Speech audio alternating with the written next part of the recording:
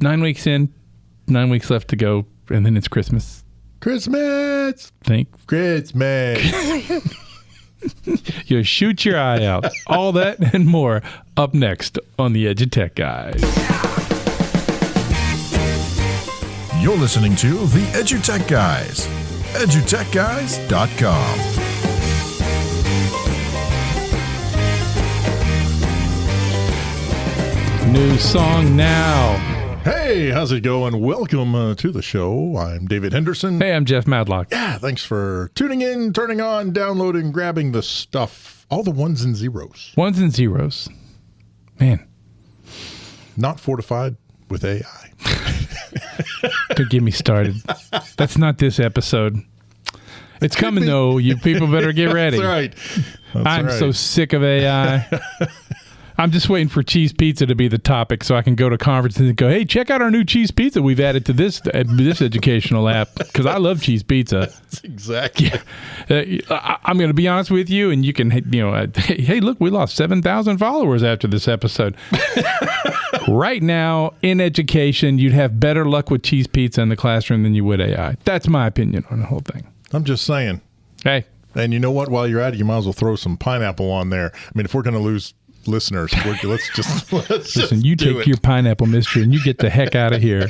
Bring that stuff around here. You almost made me use profanity.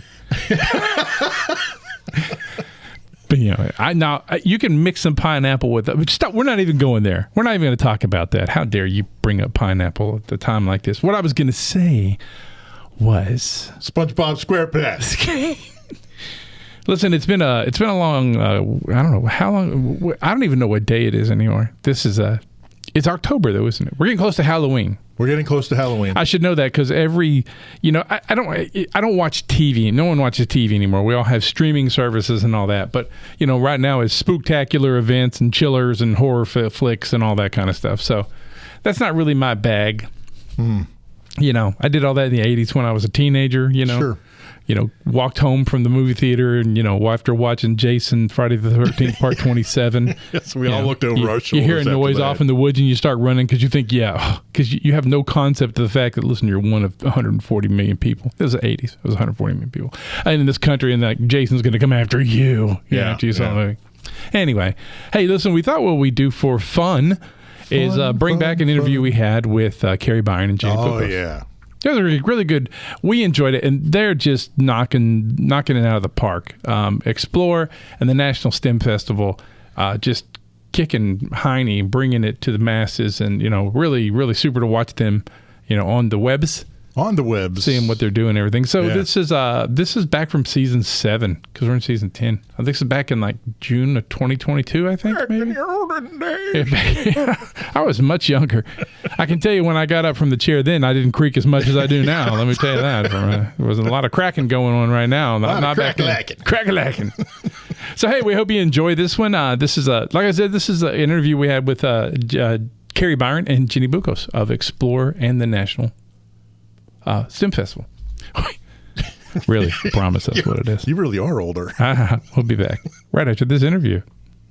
Hey, welcome back to the EduTechGuys. We're really excited to have our next guests on the show. And good to see them again. We saw them in Florida at FETC 2022. And so now we get to check back in and see how they're doing. I'm going to let them introduce themselves and tell us who they are and what they do and all that kind of good stuff. So here we go. I'm Jenny Buccos. I am the CEO and founder, a founder of EXPLR Media, and we are sort of like the Netflix of education. Anything a child could ever want to learn or need to learn, video-based with curriculum. And I'm Kari Byron. I am also a co-founder with EXPLR. You might know me from my past TV career, but right now I am just full steam ahead with EXPLR. Yeah, that is awesome. And I love that you refer to yourselves the way you do as, kind of the Netflix for educational videos. And so I want you to talk a little bit about that aspect of what EXPLR Media is providing. Sure. Kari, do you want me to jump in here? Kari, yes, and I have do it. Go for it. We do this all the time. So it's online, it's an app. It's all under 10 minutes. I've been doing this for 20 years. So like 2 years before YouTube even existed, we talked about this in Florida. But really it's, during the pandemic, everybody was learning online, obviously. So now that we're back in school or we're hybrid models, let's think about how we can give kids video content and lessons that inspire them and connect to the real world, but also in a format that they're accustomed to consuming, right? Kari, you have a great comment about the diet that kids use. Would you mind sharing that? Because I think it's so brilliant. Well, I mean, when there's a lot of content out there for little kids, but there's not a lot of stuff for teens and tweens. And they have been getting just a diet of nutrition-free crap, just all candy. My kid is 12. She's on TikTok. She's on Instagram. She's looking at videos to learn things. And great, she takes makeup tutorials. But I want to inspire her to be an agent of change for the next generation. And to do that, we're going to need to hide the broccoli in the cheese sauce. We're going to basically need them to want to watch these videos and just happen to learn something the way that, say, Mythbusters did in the past, which was that's obviously my background. So I'm really, really excited about creating these videos so that my daughter has something to look at that's inspiring. And because we already are looking on our tablets and our phones, they're already ready for that short format content, which is what EXPLR provides. I think it's awesome that you guys cover, a complete gamut of topics. I know your primary focus or your background has been STEM and STEAM, but there are videos out there that cover anything from some engineering topics to aerospace, but also things that are I don't want to say controversial necessarily because they're not presented controversially, but you're talking directly to teens and tweens about the things happening to their bodies and or to the bodies of the opposite sex, gender as it were, so they can get an understanding as to why is this boy acting this way. I think you're talking about our partnership with Amaze, which is medically accurate, age-appropriate sex education, which shouldn't be controversial because, honestly, don't you want like puberty education and sex education to be medically accurate and age-appropriate? And if kids are curious and you're not presenting it that way, they're going to find it somewhere else. And I think where they're going to find this information. So, yeah, we're don't look at a Google history of a tween. Right. That'll scare you to death right there. We're very, very proud of that series, and even schools that say, well, I don't teach sex ed, when they've looked at it and they realize like there are child psychologists and doctors and pediatricians, they're like, okay, we can adopt this. We can get down with this. So no one has ever said like, I don't want it, like block it. It's fascinating, and these are schools like that don't have a sex ed program. If that just tells you how hungry people are for content like this. Mental health is another one that people are asking for. Financial literacy is another one people are asking for. Career exploration is like our number one thing right now that people are saying, like, expose kids to jobs that they have no idea exist or don't exist but will exist in 10 years. So let's talk about that. That leads me into, and that was a little piece of the global competence that you guys were looking to enhance and bring about, because that's something we're trying to fix so we can take care of not just that issue, but every issue that could come along. So let's talk about how you guys are attacking that and how you see using this platform, and especially EXPLR Classroom, so that teachers have the ability to learn, some global competence also, because that's a weird new term. I'm going to just use that word that a lot of folks will have to Google. I mean, they really will. They'll have to go, wait, what does that mean? I don't understand that. And that just shows you the relevance of it and why it needs to be taught in the classroom, especially EXPLR Classroom. Yeah. Well, I mean, Jenny's been doing this for a very long time, as well as I. We have both been travelers, and we've seen the importance of making a connection to countries around the world before the internet. And now it's more important than ever because we live in a global society, in a global economy. So we really need kids to understand, I would say, the empathetic idea that we are all more alike than different, that a kid in China and a kid in Kansas are both 9-year-olds that are probably looking at the same things. So it's not just a competency, but a connection. So we are trying to create something that you can watch in different languages anywhere in the world and be able to connect with kids everywhere. So, and I'd love to, if it's okay, I'd love to back that up a second, because you said some people may need to Google what global competence is. And I think when a lot of people hear that, they're like, oh, well, I studied Ukraine today, so now my kids, that's global competence. That's not global competence. Global competence is not what you know, it's what you do. So think about things like communicating across cultures, empathy, digital literacy is in there. All the things that kids need to succeed in a globally competent, in a globally competitive market. And that's what we are now. We're a borderless society, whether you like it or not. That's where we're headed. So that, I think that's a really important distinction. And you could be a traveler who's gone to 150 countries and still not be globally competent because you don't have that, the what you do portion of it. Kids are cyber natives. They're already connected. Right. They're already there. We just need to inspire them to take it one step further. Well, and it goes directly to what you're saying. It's, inspiring them to do something with the stuff they have, the access they have, the things they're researching, or in some cases, or probably most cases, the things they're not researching that maybe they would benefit them better if they were researching, but then tying that all together, tying it right back to what you're saying. What are you doing with it? Yeah.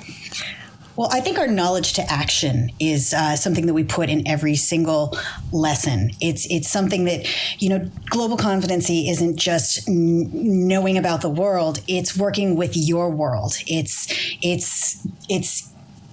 being able to create change locally so that you can actually be part of the big questions like plastics. How do we recycle plastics? How do we tackle plastics in our own neighborhood? How do we create the necessary tools to be part of a global society? Yeah, exactly. So, this brings me to STEM and STEAM, which I know this is a big part of you guys. And I believe that is a commonality that we're seeing across the world right now, especially with our youth, is they understand that the desire for clean water, the desire for cheap electricity, the desire for cleaning up the environment, that is a universal, bonding factor that is in place. And I believe that that's where you base a lot of your media and your Netflix, your EXPLR on. Can we talk about that a little bit? Can we talk about your past experiences and where that's taking you and helping you realize and provide that little bit that those kids are looking for? So I think a lot of this for me came out of I never traveled as a kid. I knew one person in my family who had a passport.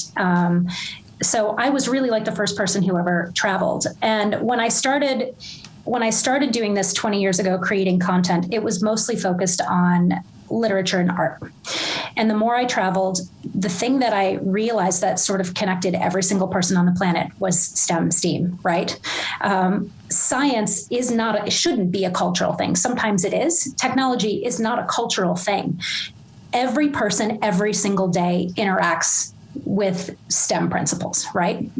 It's your health. It's the science of cooking. It's everything. It's the chair you sit on. Like somebody engineered the chair you sit on every single day. So I think that's where I flipped into the stories. Like this is our entry point into education.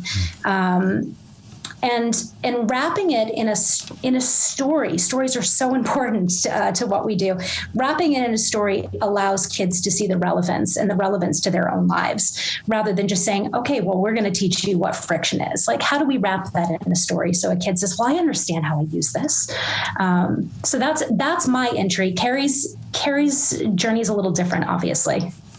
Well, I mean, I came from a storytelling background as well, and it just so happens that I've really found that critical thinking, the scientific method, is the perfect narrative vehicle for any story you have to tell, especially in education, because you have to identify what you're talking about. You set up parameters to explain it. That's just the experimentation. And then you come up with a conclusion at the end.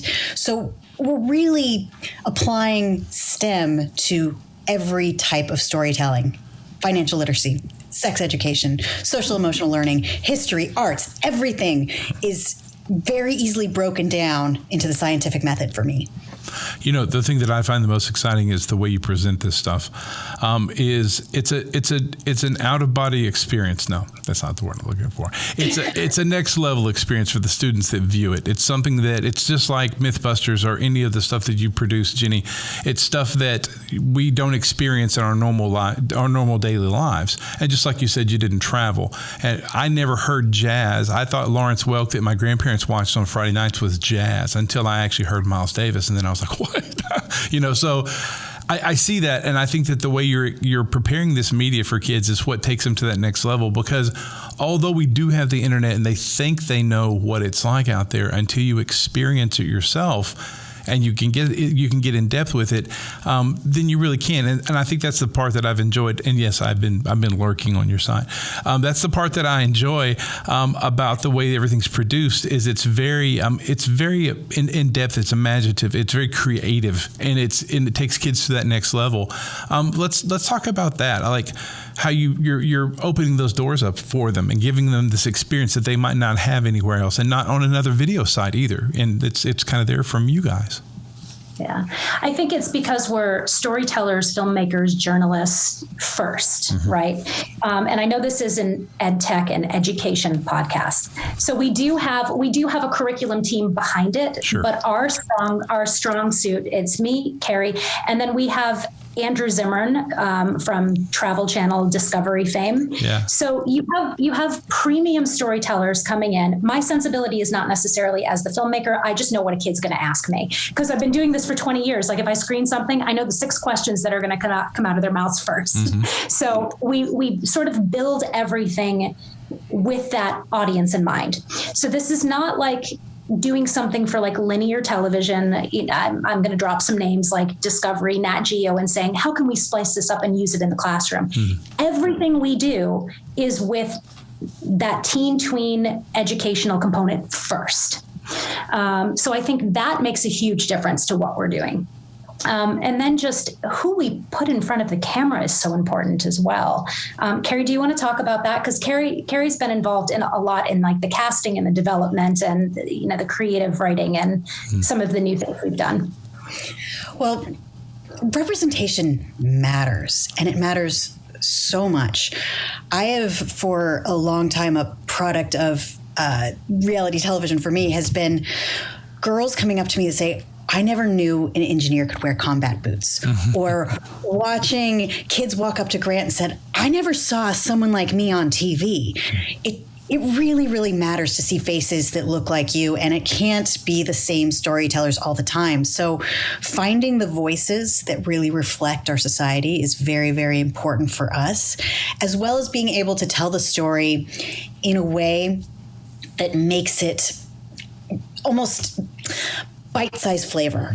So you want to tell the story of the refugee crisis, which is huge and a concept that is mind-blowing. You tell it through one kid who's a refugee and their family and their journey, and then the kids can identify and be like, oh my God, she's just like me. We're both looking at Roblox on our phone, and this is a concept that maybe I can put myself in their place, and instead of an us and them kind of experience, have more of a she is me experience.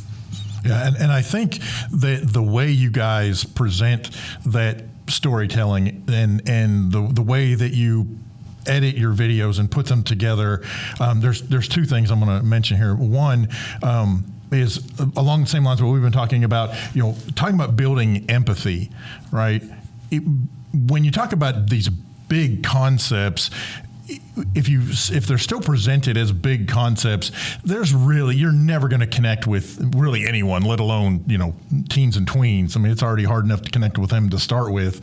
So, presenting them with anything that's, that massive, and they go, this has nothing to do with me. I don't know what's going on. So the storytelling and the way you develop that through your videos and help build that empathy, regardless of the topic, really is it really is phenomenal. It's fantastic, and it touches teens and tweens right where they are. And along the same lines, one of the other things that I'm nowhere near a teen or tween, but one of the things that grabbed me instantly about some of the content that I watched on, that you guys provide is that there's not a nice way to say this. You are not condescending. Right? You're not talking down to these teens and tweens, right? You're talking to them. You're talking through them. You're talking with them. It's not, you're not doing a children's show that you are trying to up-talk to, and you're not doing an adult show that you're trying to talk down to. It is, from the stuff that I've seen, it's on their level. You're talking directly to them, through them, and I think that also makes all the difference in the world. Andrew Zimmern's team, they call me the kitty cop because I'm the person on set with the headphones that doesn't say a lot until I'm like, we can use a more challenging word or we can't use that word. So that's really what my strong point is this is how we develop this. And then from like the production, like how beautiful it is. I mean, Andrew's team is extraordinary, like multi-Emmy award winning. And when we look at other people doing video in this space, a lot of it is just aggregated. And we always say, like, don't kids deserve like the best of the best? Don't they deserve like TV and film quality educational content? And they do it for little kids. So why don't they do it for this like middle market? Yeah, exactly. I mean, we learned early on in telling the story, this is what a producer told me in the beginning of my career is if you want to explain something to a 12-year-old, explain it like they're 35. If you want to explain something to a 35-year-old, explain it like they're 12. Never over or underestimate people. So I used to talk to a scientist to get a very complex idea of what they want to say. And then my job was as a translator. I would have them explain it to me till I could explain it back and understand it as a regular person. So that's carried on with the same theories for this is we're not trying to teach you something. We're trying to show you something through our eyes because you'll understand it. Yeah, exactly. Don't tell me, show me. Yeah, that's the big one. So let's segue into a little bit of ed tech for the educators that listen to this podcast. Let's talk about EXPLR Classroom. Videos, professional development, lessons, the whole bit. Can you guys give our listeners a little overview of what it's like and how easy it is to use and how they can, get involved in it and how they can use it in their classroom? Anybody want to? Well, I mean, it's set up just like a Netflix, so everybody's very familiar with that. Sure. I mean, anybody went through pandemic knows how to use a Netflix. So you can scroll through videos, and they're all categorized with like where they can fit into your curriculum, like history or mathematics or social emotional learning. And a lot of them cross over into different topics. And along with it, of course, we have lesson plans written up by World Savvy. I'll let Jenny take it from there. Yeah, from an ed tech perspective, what I think is so unique is all of the videos are captioned in English for hearing impaired or ELL students. We also have Spanish, Mandarin, and Arabic, and we just got a request to add Hebrew, French, and Italian. So if that tells you, I mean, there are 5 million kids in the U.S. that don't speak English as a first language. So that's like a very ed tech sort of evolved thing. And it's not an AI doing it. These are native, because they're stories. We're bringing in native language speakers to get the nuance there. Mm-hmm. And there's all kinds of things with with timing. The kids side, so when you get classroom, every student gets their own login and they can take it home with them. There's an app which allows kids to download content just like you would on a Netflix and watch it even if you don't have connectivity at home. So this, again, is super. We're thinking about access in every type. And then we've got, readers, blind, low vision, deaf, hard of hearing. We've got all of the assistive technology in place. So that's really the ed techie side. And then if we want to take this further, it is in our roadmap in 2 to 3 years to start looking at AR, VR. Nice. Yeah, that's a big one. I love the fact you say that the kids can download an app and use it offline, because what's a commonplace for the United States and the rest of the world is in our rural areas, we don't have connectivity. So, they can come to school, they can download it on a Chromebook, they can put it on their personal device, and they can take it home and still have that information right there. Huge pandemic-proof piece right there. We'll keep throwing that back in there, the pandemic-proof. As well as it's ad-free, because I know that a lot of times my kid would come home laughing hysterically at the ads that came up in the beginning of some of the videos, because they're not always appropriate for what the kids are learning or their age group. So this being ad-free but at a really low price point makes it accessible without all of the drawbacks of, just looking for videos on YouTube that might pertain to what you're trying to teach. Yeah. Well, and continuing that in a weird sort of way, I'm going to segue a little bit over to the EXPLR home piece. We've been talking about classroom, which is for the classroom teachers, but there's also the EXPLR home piece for parents who want to be able to provide this content, say if their school doesn't, or if they're a homeschool entity and they're homeschooling their kids, they can still get access to this amazing content through this platform at home. So you want to talk a little bit about the home side? Yeah, they're actually, it's the same video content. So the classroom just has the lessons, and the way it's sorted, you can search by standards. So like how a teacher would search for it. So I'm looking for next gen science standards, math and engineering principles. Like you can find it that way. A kid wouldn't search for it. A kid would search like, how did they build the biggest skyscraper? So the home version is the kid facing side. So a lot of the ed tech platforms that provide content, be it video content or digital content, there is a parent or a teacher as the gatekeeper. And we didn't want that for kids. We wanted them to have their own site where they could just explore what they were curious about. So home is the same, but again, it is, if you don't have a school that's subscribing, you can get it at home. Summer school programs are adopting it. We've had a Girl Scout troop that adopted it. YMCAs have talked to us.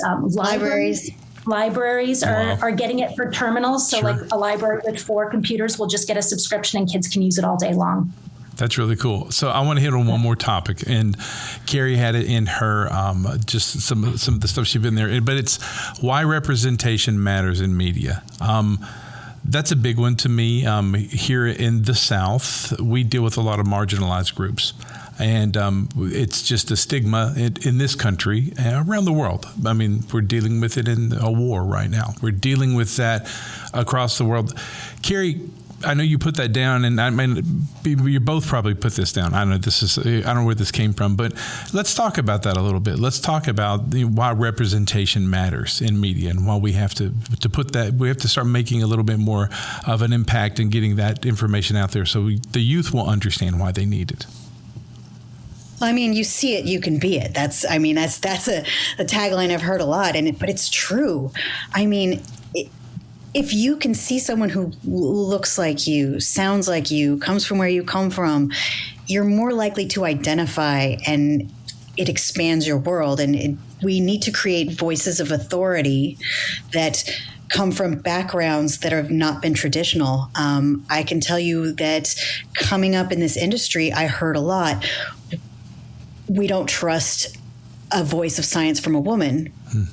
And I have had to fight that because of the fact that, you just haven't seen it enough.